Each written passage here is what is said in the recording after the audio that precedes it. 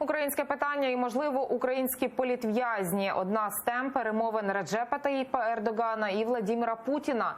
Президент Туреччини сьогодні з візитом в Росії. Почали зустріч Путін і Ердоган у підмосковному Жуковському. Там побували на відкритті міжнародного авіаційно-космічного салону МАКС-2019. Очільник Кремля показав новітні російські винищувачі та гвинтокрили.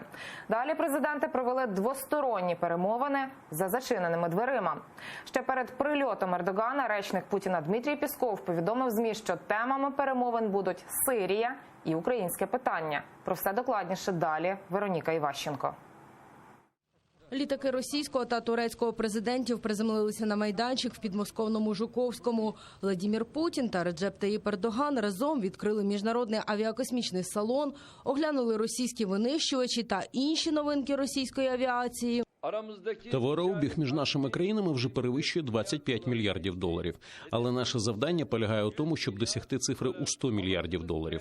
Вважаємо, що наше співробітництво з Росією надасть імпульс новому розвитку подій як в авіаційній сфері, так і в сфері космічних технологій. Владімір Путін вирішив пригостити свого турецького колегу та його делегацію морозивом. За покупку віддав 210 рублів, тобто майже 80 гривень. Ще й пожартував, що решту можна віддати на розвиток авіації. 210 от міністру задіти на розвиття. Далі перемовини тет-а-тет, серед тем закупівля Туреччиною російської зброї. Я очень рад возможности встретиться с вами сегодня, поговорить о двустороннем отношении. У нас большой объем, мы уже говорили об этом и сегодня в личном заявлении это сказали еще раз, но и о перспективах нашего взаимодействия, в том числе и по вопросам чувствительного характера. Головна розбіжність між двома країнами – сирійські питання. Росія та Туреччина підтримують різні табори. Якщо Москва – урядові війська Башара Асада, Туреччина – повстанців у провінції Ідліб. Москва і Анкара створили демілітаризовану зону в утримуваній повстанцями провінції Ідліб. Але урядові сирійські війська в останні тижні завдали там кілька авіаударів. Потрапив під обстріл і турецький гуманітарний конвой. Після всіх цих подій Ердоган закликає припинити наступ на Ідліб. Серьезное беспокойство и у нас, и у наших турецких партнеров вызывает ситуация в зоне деэскалации Идлиб.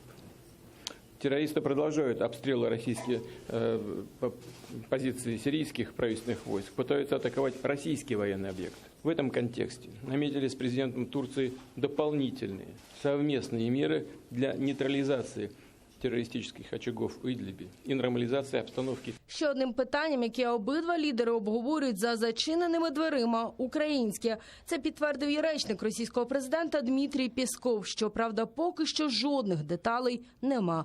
Вероніка Іващенко, Заман, АТР.